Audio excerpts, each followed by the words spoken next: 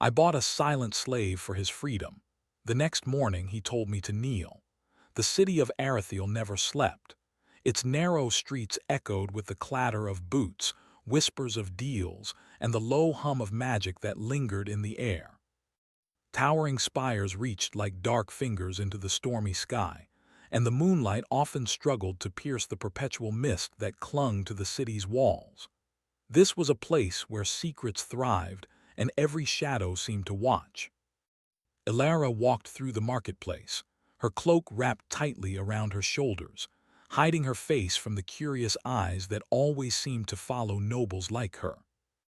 She had come here for no other reason than curiosity, and perhaps a secret desire to witness the city's underworld from a distance.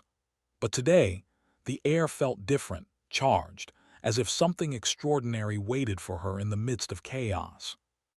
Ahead, a crowd had gathered near a raised wooden platform. The sound of a man shouting prices mixed with the crackle of a fire burning in a brazier. Ilara moved closer, her interest piqued. On the platform, several figures were chained, their wrists bound with silver-tipped ropes that glimmered in the firelight. The auctioneer's voice rang harsh and commanding. "Who will offer the next price? The higher you go, the greater your claim. Remember, these are no ordinary servants. They are bound by magic." The crowd cheered and shouted numbers, the air thick with greed and excitement. Ilara's eyes, however, were drawn to one figure in particular. He stood apart from the others, not because he was chosen or special, but because he did not seem to belong at all. His posture was straight, unwavering, though the silver chains dug into his skin. His hair was dark, tangled, and fell across his forehead, partially hiding a mark on his arm that pulsed faintly like a heartbeat in shadow. He did not speak, not a word, not even when the auctioneer shouted at him or when the crowd laughed or jeered. His silence was like a shield guarding him from the world, but it was not fear that radiated from him. It was strength, quiet and dangerous, like a storm waiting beneath a calm sky. Ilara felt her breath catch. She had seen many in her life, slaves, criminals, even sorcerers, but never one like him. Something about him tugged at her heart, a mixture of pity and fascination. She stepped closer to the platform, her pulse quickening, unsure if it was courage or curiosity that led her. The auctioneer's voice cut through the haze of murmurs. "Who bids for the silent one, the boy with the mark? He is bound by a curse, they say. None can control him without paying dearly." A ripple of laughter ran through the crowd. But Ilara's hand trembled as she reached into her satchel and pulled out a small bag of gold. Not for herself, not for power, but for him, for the silent boy who had stolen her attention. I will take him," she said, her voice soft but steady. The crowd gasped. Few dared defy the auctioneer openly, and fewer still dared to claim the cursed one.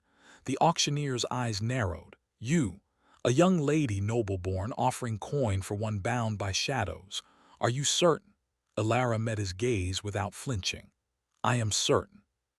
I will pay whatever price is required to free him." For a moment, silence fell over the crowd. Then the auctioneer laughed, a low, bitter sound. "Very well, then, he is yours." The chains on his wrists clinked as they were lifted. The boy stepped down from the platform, his dark eyes fixed on her. Not with gratitude, not with fear, but with something harder to read, a mixture of caution and curiosity. "Ilara," she whispered to herself, though he could not have known her name. Her heart pounded in her chest as she stepped forward, offering him her hand. He did not take it. Instead, he studied her, head tilted slightly, as if measuring her intentions. Her hand hovered in the air between them, a bridge neither dared to cross yet. "Come," she said softly, "you are free now." He did not move immediately. His gaze swept over the crowd, over the city, over the sky. And then, finally, he followed her silently, each step measured and cautious. They left the marketplace, weaving through narrow alleys and silent courtyards. The city around them seemed alive, whispering warnings and secrets as they passed. Ilara wanted to speak, to explain, to fill the silence with words, but she could not. Not yet. Words seemed unnecessary. His presence was enough. Finally, they reached a small, secluded estate she had rented for just such emergencies. The walls were high, the gates closed, and inside the air smelled of old stone and dried herbs. Here he could not be taken from her, and she could begin to understand him, to help him. He paused at the doorway, his eyes sweeping the room with caution. Then slowly, he lowered himself to the floor, sitting cross-legged as if he had been here many times before. He did not speak, and Alara did not ask. She simply watched him, studying the lines of his face, the tension in his shoulders, the faint pulse of the mark on his arm. Night fell, thick and heavy. The wind whispered against the windows, carrying with it the scent of rain and distant forests. Alara lit a small lantern, placing it near him, and for hours they sat in silence. The city outside faded, and all that remained was the quiet understanding that passed between them without words. But the peace did not last. Near midnight, a knock sounded at the gate. Alara's heart leapt into her throat. Who could know he was here? Who could track him so quickly? She opened the door to find a man cloaked in shadows, the flickering lantern light revealing only sharp angles and a cruel smile. "Miss Alara," he said, his voice smooth and dangerous, "I believe you have purchased something that does not belong to you. The boy, he cannot be freed so easily. And the price, oh, the price will demand more than gold." Alara's stomach twisted. "I do not care what the price is. He is free now." The man laughed, a sound that made the candle flames shiver. "Do you truly understand what you have done? He is cursed, bound by a queen's magic. You cannot simply buy his freedom without consequences. And trust me, consequences are cruel." Alara stepped back, her hand tightening around the gate. "I will face them, whatever they are." The man's eyes gleamed with amusement, or was it warning? "We shall see, young lady, we shall see. The curse remembers, and it is patient. But the boy, the silent one, he will not forget either, and the morning will tell all." With that, he vanished into the mist, leaving Alara alone with the silent boy who had already begun to occupy her thoughts more than any person ever had. She returned to the room, her mind racing. She knelt beside him, hesitant, unsure. He did not flinch. He simply watched her with those dark, unreadable eyes. "I will protect you," she whispered, almost to herself. "I will not let them take you back, not tonight, not ever." He tilted his head, the faintest movement, and for the first time, Alara thought she saw something like acknowledgement, perhaps even understanding. The hours passed slowly. The storm outside grew louder, wind and rain lashing against the stone walls, as if the kingdom itself were testing her resolve. Yet in the silence, a bond began to form, not through words, but through presence, trust, and a shared understanding of danger. Alara realized then that this boy, Kale, as she would come to think of him, though she did not yet know his name, was not merely a slave. He was a storm wrapped in shadows, a force that could not be tamed by gold or fear. And yet she felt drawn to him, a pull she could neither resist nor explain. As dawn approached, the first light creeping over the city's spires, she prepared for the unknown. The man's warning lingered in her mind. The curse, the queen, the price, they were all still out there waiting. And then Kale moved, not in obedience, not in fear, but deliberately. He rose to his feet, tall and silent, his dark eyes fixed on her. And with a voice that was low, commanding, and strangely compelling, he said one simple word that sent a chill through her veins: "Kneel." The words were not cruel, they were not playful. They were a test, a statement, and a challenge all at once. Alara's heart raced. She felt the weight of the moment, the gravity of the power he held, not just over himself, but over her, and perhaps over the future they would now face together. Outside, the city stirred, unaware that within a quiet estate, a bond had been formed that could defy curses, kings, and even fate itself. And inside, Alara realized one truth that would shape the days to come.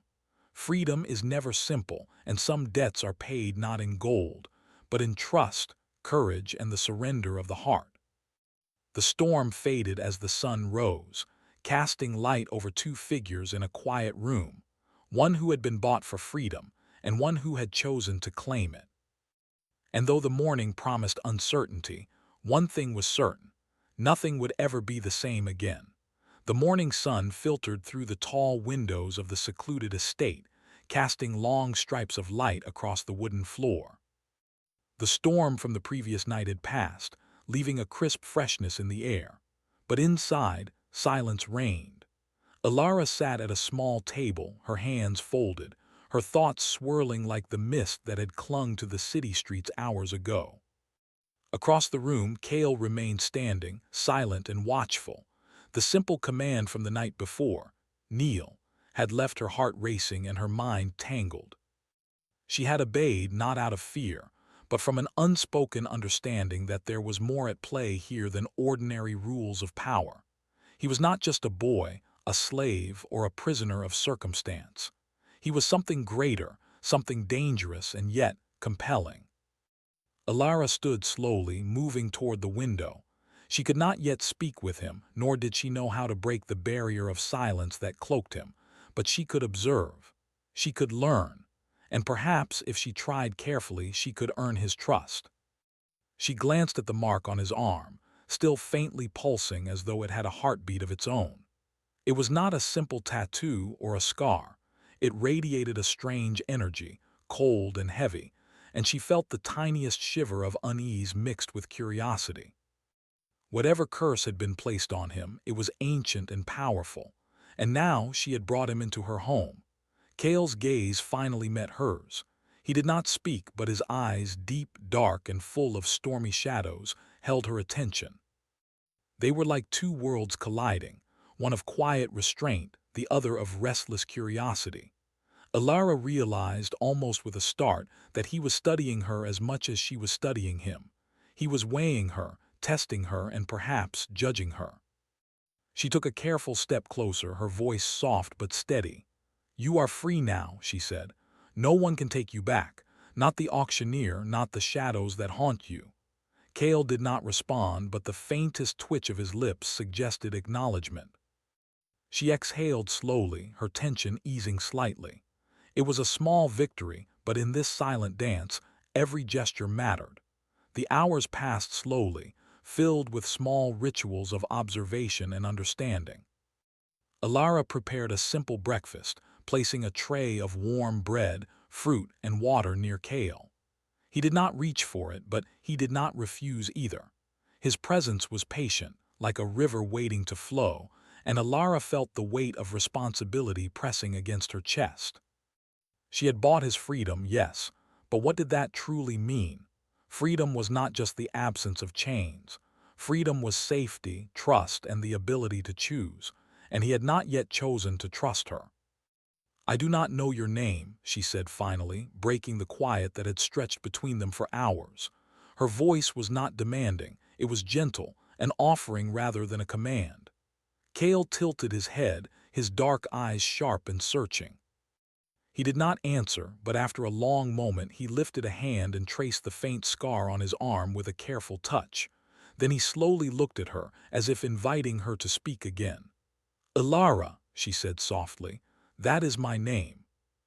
He regarded her for a long moment, then finally lowered his hand. Still no words, still no voice. But in that silence she felt the first threads of connection forming. Days passed in this manner. Meals shared in quiet, walks in the small garden, hours spent near the fire as the evenings grew cold. Alara learned to read his small gestures, the way he flinched slightly at sudden movements, the way his gaze followed certain patterns in the room, the way he sometimes rested his hand over the mark on his arm as though shielding it from the world. And slowly, ever so slowly, Kale began to respond, not in speech but in subtle signs. A nod when she suggested a walk, a tilt of the head when she brought food, a faint smile, almost imperceptible when she touched his shoulder lightly. It was a language of shadows and glances, of understanding without words, and yet for Alara it was enough. One evening, as the sky darkened and the first stars appeared, Alara gathered her courage and spoke. Kale, I want to help you. I do not care about the curse or the price or what the queen may have done. I want to protect you. He looked at her then longer than before, and for the first time a flicker of emotion crossed his face. Something soft, almost like gratitude, though tempered by caution. He stepped closer, not touching, but closing the distance between them in a way that made her heart ache.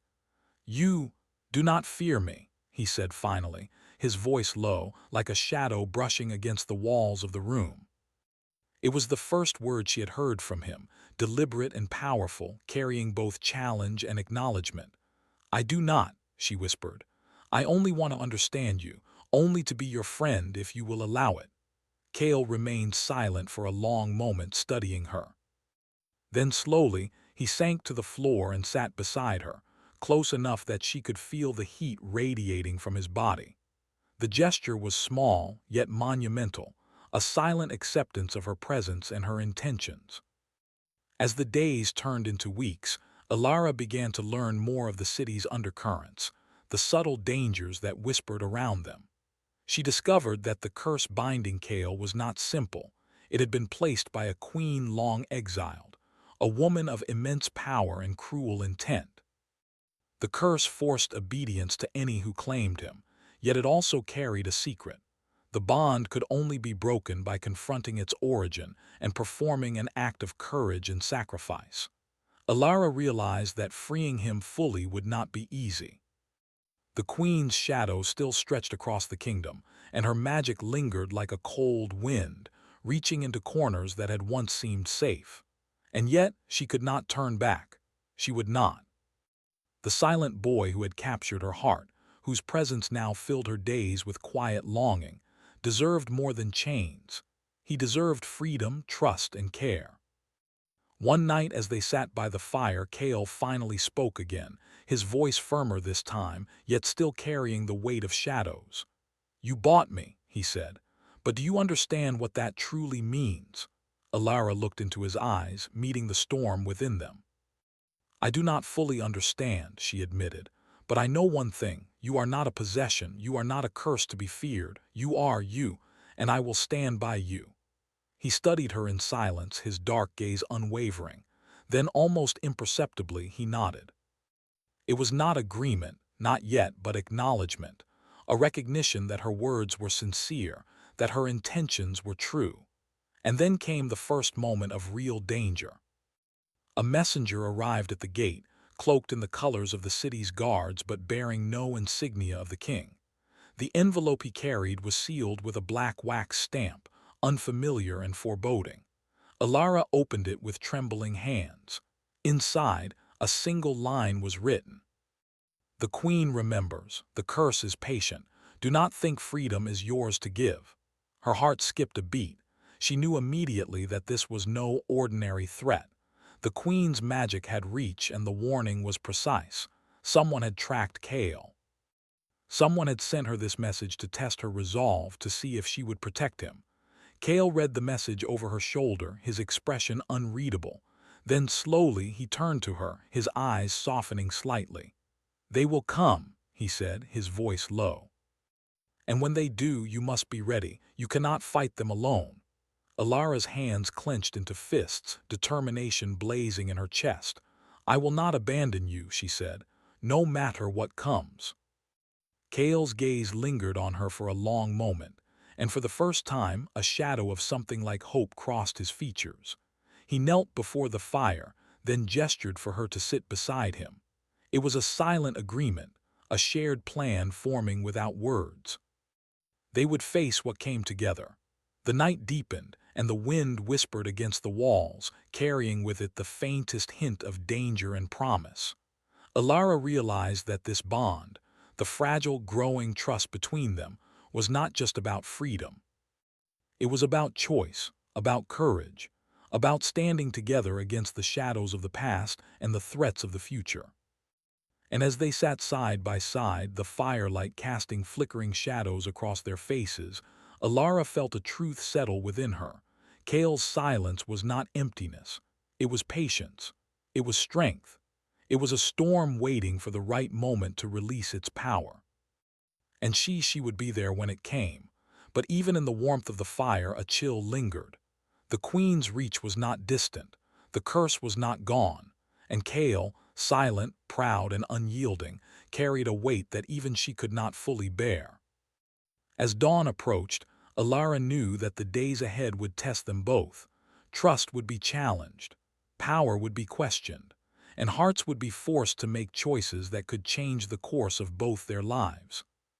Yet in that quiet estate, with the first light of morning spilling across the floor, a bond had been forged. Not through words, not through promises, but through presence, patience, and courage.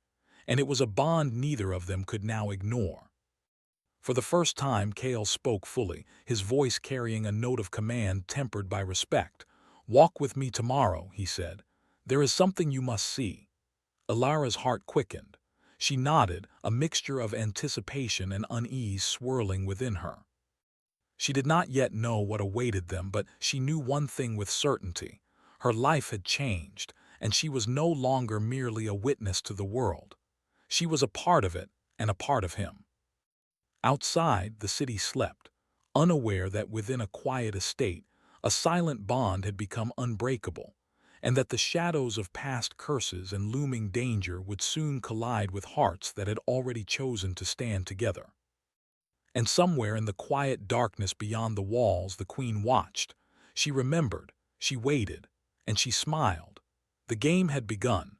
The morning mist hung low over the city of Arathiel, curling through narrow streets and alleys like silent fingers. Alara tightened her cloak around her shoulders, her thoughts as restless as the wind. Kale had instructed her to follow him, and though she did not know what awaited, she felt a mixture of anticipation and unease. The estate's quiet walls, once a place of refuge, now felt confining. The city beyond was alive with whispers, rumors, and secrets she could no longer ignore. Something was stirring, old magic, old debts, and the weight of the curse that clung to Kale like a shadow. Kale led her through winding streets and hidden paths she had never noticed before, paths known only to those who moved through darkness without fear. His movements were precise, silent, and confident, each step measured, as though he were attuned to forces invisible to her. She kept pace, her heart racing with the knowledge that this journey would demand courage, patience, and trust.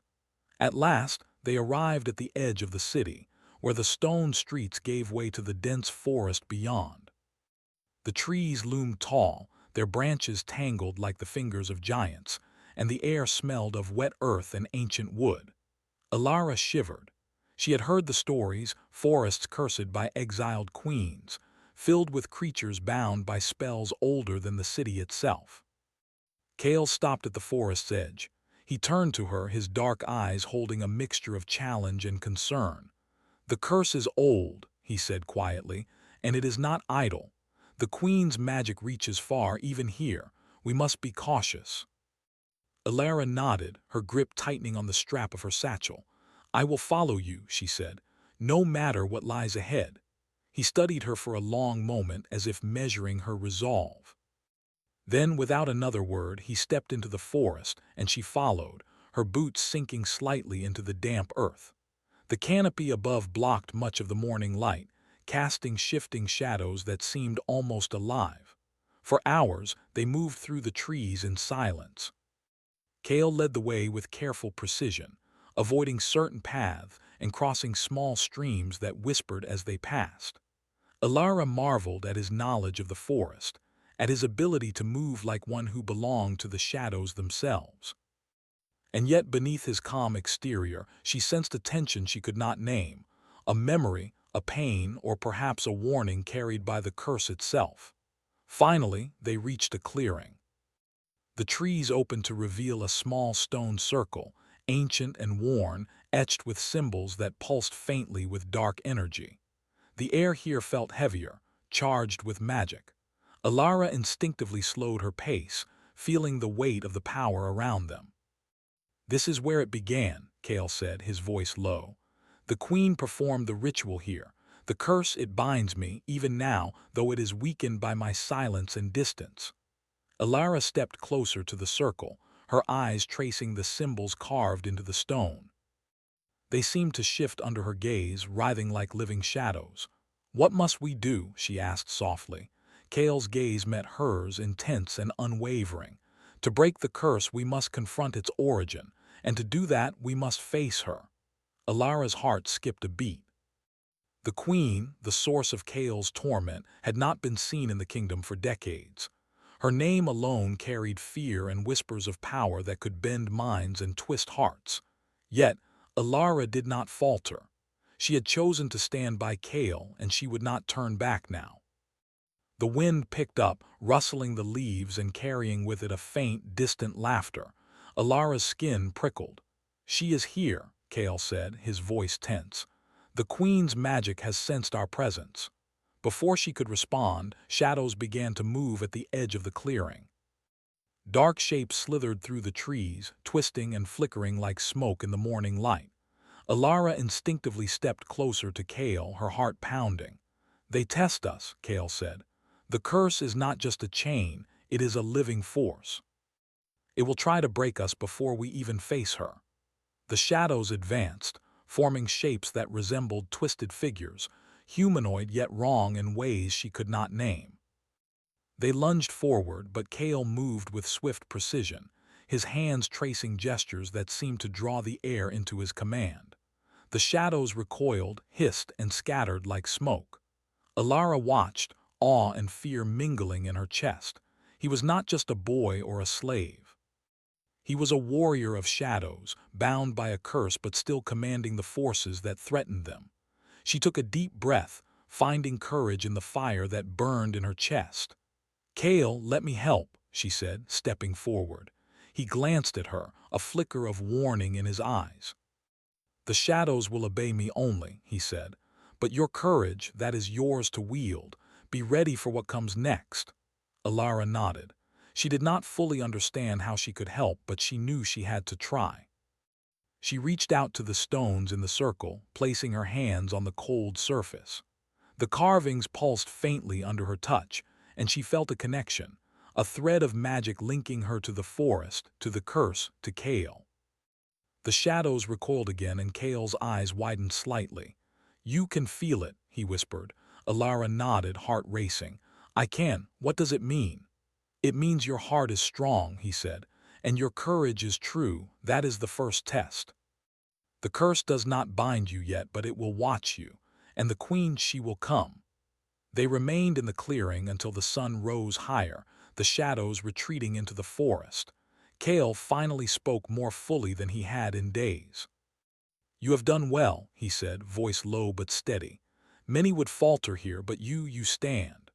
Alara felt a warmth rise in her chest, not from pride but from connection. The bond between them had grown, strengthened by shared danger and trust. She realized with a quiet certainty that her feelings for Kale were no longer simple curiosity or pity. They were something deeper, something fierce and undeniable. Yet, even in this small victory, the weight of what lay ahead pressed down upon her. The queen's power was not limited to the forest, the shadows, or even the curse itself. It stretched across the kingdom, waiting for the moment to strike, to test their courage, and to challenge the bond they were forging. Kale broke the silence again, his voice softer this time. "Tomorrow we will journey to the queen's fortress.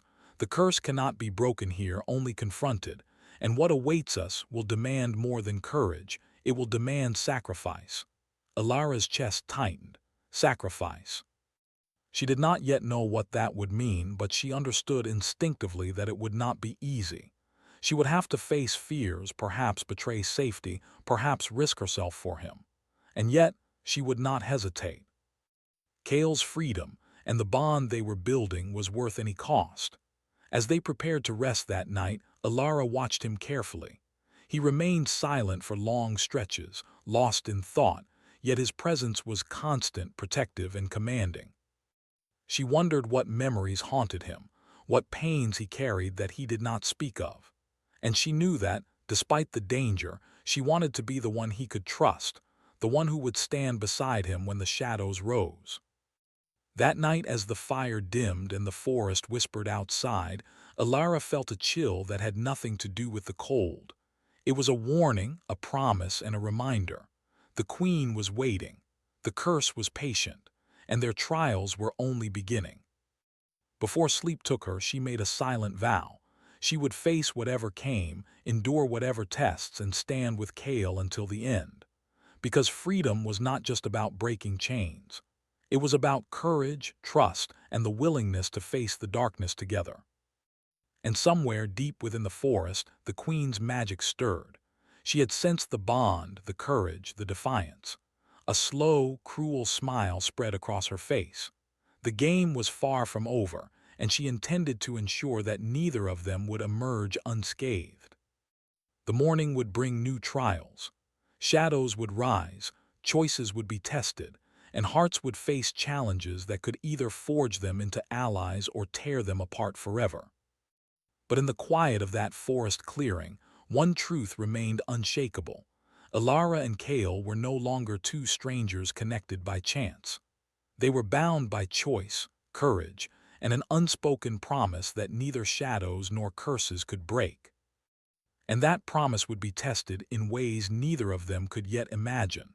The forest was silent, almost unnaturally so, as Alara and Kale approached the edge of a cliff overlooking the queen's fortress. The structure rose from the rocks like a black crown, jagged and cruel, its spires clawing at the sky. Clouds swirled above, carrying the faint crackle of distant thunder. The fortress was alive with magic, a pulsing, shadowed presence that seemed to watch them even before they stepped inside. Kale paused at the cliff's edge, his dark eyes scanning the fortress. "This is where it begins," he said, voice low and steady. "The queen's magic is strongest here. She will test us, not only with the curse but with everything we fear most." Alara tightened her cloak around her and met his gaze. "We face it together," she said. "Whatever comes, we will stand together." For a moment, Kale's expression softened, and she saw something rare, a glimpse of hope beneath the storm in his eyes. Then he nodded and stepped forward, leading her down the narrow path to the fortress gates. The doors of the fortress were massive, carved from black stone that seemed to absorb the light. Alara's hand brushed the surface, feeling a faint vibration, like the pulse of the queen's presence within. Kale's hand rested lightly on hers, a silent reassurance that they would face what came as one. Inside, the air was colder, thick with shadows and the faint scent of old magic. The walls shimmered faintly, and every corner seemed to hide eyes that were not human. Alara's heart pounded, but she refused to falter. She was here for Kale, for his freedom, and for the bond they had forged through trust, courage, and patience. A figure stepped from the shadows, a woman, tall, elegant, with eyes like ice and hair as dark as the night itself.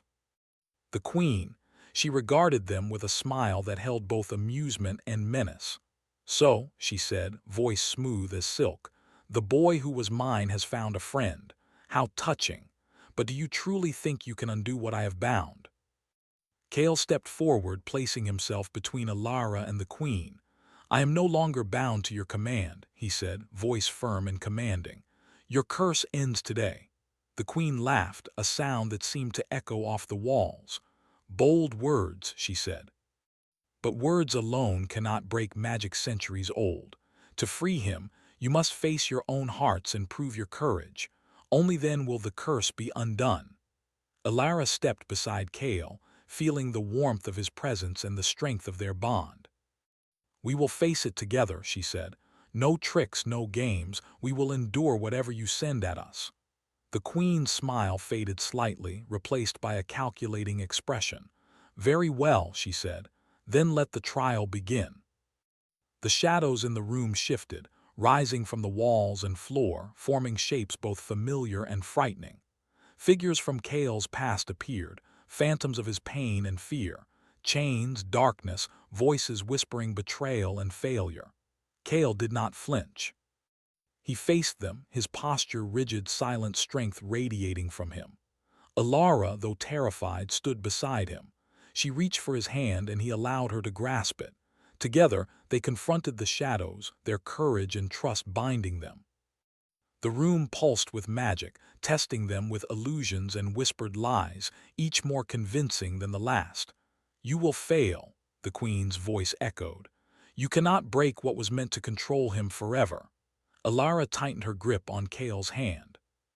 "We choose our path," she said firmly. "Not your magic, not your fear." The shadows surged, and for a moment Kale faltered. Memories of betrayal and pain clouded his mind, threatening to overwhelm him. But Alara's steady presence, her unwavering courage, anchored him. She whispered softly, "I am here. You are not alone, we are together."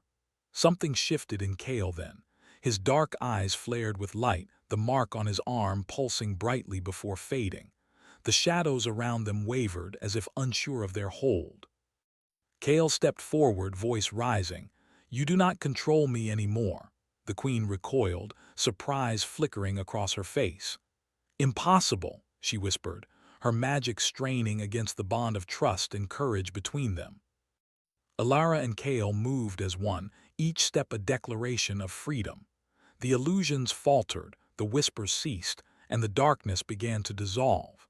Kale lifted his head, finally free from the weight of the curse that had bound him for so long. The queen's voice grew sharp, almost desperate. "You may break the curse, but at what cost?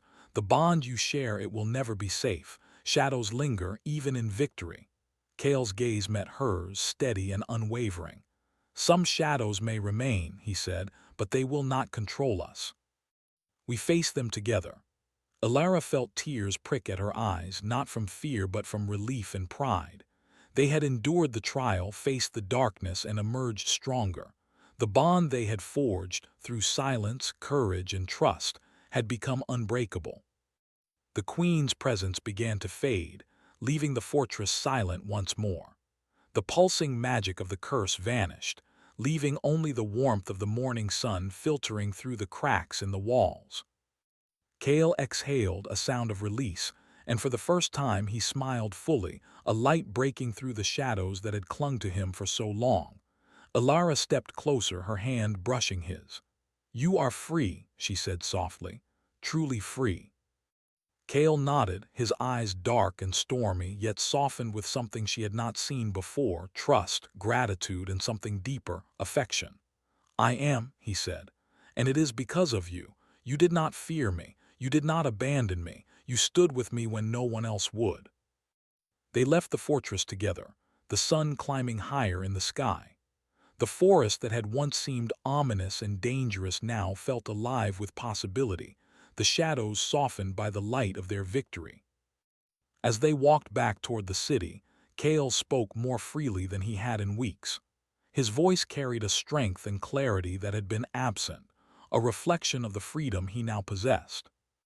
Alara listened, learning about the years of silence, the pain of the curse, and the moments of defiance that had kept him alive.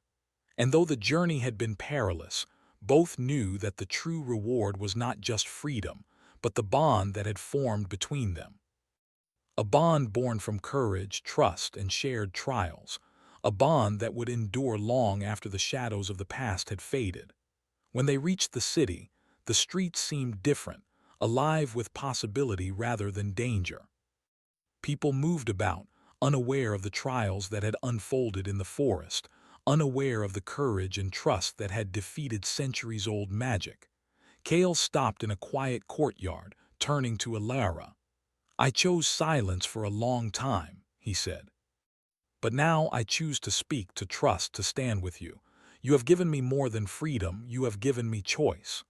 Alara smiled, a gentle warmth in her eyes. "And you have given me courage," she said. "Courage to face the unknown, courage to trust, and courage to love, even when the path is uncertain." For the first time, they walked together without fear, without caution, without the weight of chains or curses. The city stretched out before them, full of life and mystery, but they faced it as equals, partners, allies, and something more. Yet, even in their victory, a quiet awareness lingered. Magic had not vanished entirely, and the Queen's influence was not completely gone.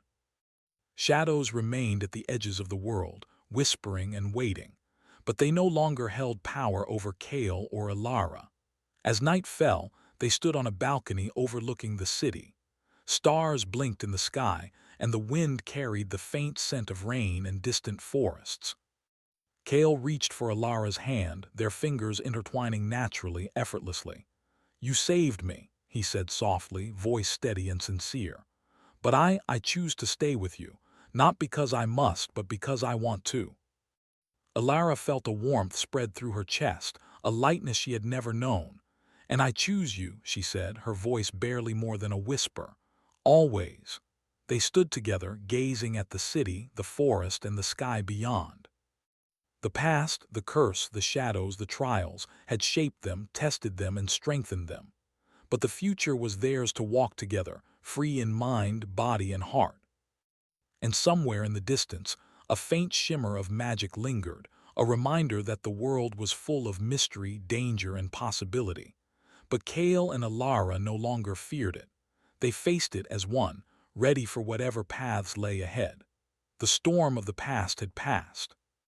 The shadows had been confronted, and in its place something new had emerged: freedom, trust, courage, and the beginning of a bond that could endure any trial. Together they turned from the balcony, walking into the quiet streets of Arathiel. Their steps were measured, confident, and unafraid. For the first time, the city seemed to welcome them, not as strangers or fugitives, but as two souls who had faced darkness and emerged stronger, united, and ready for the life that awaited beyond the shadows. And though the Queen's power remained a whisper on the wind, they knew one thing with certainty: some bonds are stronger than magic, some choices are stronger than fear, and the courage of the heart is a force that even shadows cannot destroy. The world was wide, the city alive, and the future theirs to shape. And for the first time, Kale and Alara walked forward, truly free, side by side, into the dawn of everything yet to come.